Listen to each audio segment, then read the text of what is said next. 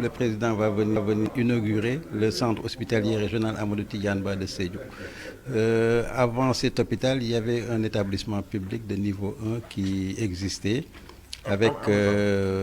quelques services. Donc, depuis la construction de cet hôpital, nous avons commencé à fonctionner depuis pratiquement 1 an et ça a été une occasion pour les populations d'avoir une offre de spécialité nouvelle. Donc,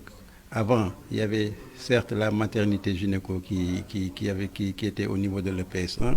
Il y avait un service de pédiatrie et la chirurgie. Maintenant, avec cet hôpital, les populations vont bénéficier d'offres d'ORL, de cardiologie, d'ophtalmologie, il y aura un service de néonatologie, la réanimation, un service d'imagerie avec un scanner, la mammographie. Donc toute cette offre-là n'existait pas avant la venue de cet hôpital. Donc cet hôpital va permettre maintenant aux populations de pouvoir se soigner sur place.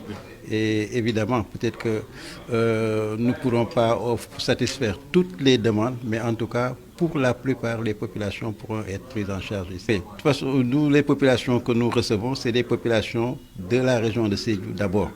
Ensuite, nous recevons des patients qui nous viennent de Ziguinchor et des patients qui nous viennent de Kolda, parce qu'il y a des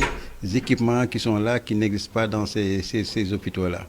Et en plus de cela également, nous recevons parfois des populations qui viennent de la Guinée-Bissau et même des populations qui viennent de la frontière de la Gambie. L'offre de soins a été élargie et fortement élargie au niveau de la région avec l'arrivée de cet hôpital-là. Oui, nous sommes déjà dans la marche. Le fait que le président ait construit cet hôpital ici, le fait que des spécialités qui n'existaient pas avant soient présentes maintenant dans la région de Sédhiou, je pense que c'est un pas très important pour que les populations puissent être prises en charge au niveau local.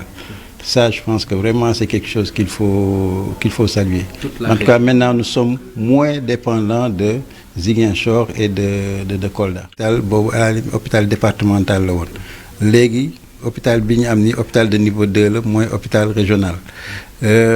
hôpital bi léegi dafa ñëw ak ay services yu bees lu mel ni ORL amu fi woon lu mel ni cardiologie amu fi woon lu mel ni ophtalmologie aussi service bi avec un médecin ophtalmo amu fi woon service imagerie médicale ak ay scanner ay mammographie loolu yëpp amu fi woon service réanimation amu fi woon donc ak hôpital bu bees bi léegi population Sédhiou yi dañuy mën a am loolu yëpp sur place doot jaratul ñoom ñuy dem di déplacer wu di dem ci yeneen région pour bénéficier de ces prestations là prestations yi ñi ngi fii lañ leen di jëlee en charge. Déjà ñun li ñuy def mooy saluer effort bi gouvernement bi def moom la ñuy ñëw inaugurer ko et effort bi c'est vraiment benn pas bu important la pour que population Sédhiou yi mën a des Sédhiou di fi faju waaw xëy na nag hôpital boo nga xam ne hôpital boo xam ne day am toutes les spécialités loolu amul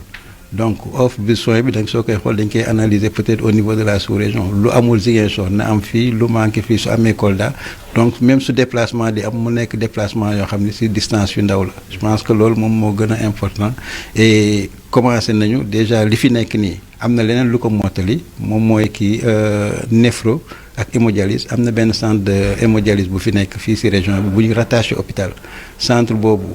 commencé na bi hôpital ubbee aussi ñoom dañu dawal 1 mois ñu ubbi centre bi commencé na def ay séances de dialyse fii pour patients yi nga xam ni waa Sédhiou lañ te ñu ngi doon dem di dialyser aussi yeneen hôpitaux yi et léegi sax centre bi dafay jël patients yoo xam ni dañu jóge ci yeneen régions yi ñëw fii parce que liste d'attente bi moo leen ko permettre ñii ñëw fii ci hôpital bi di fi faju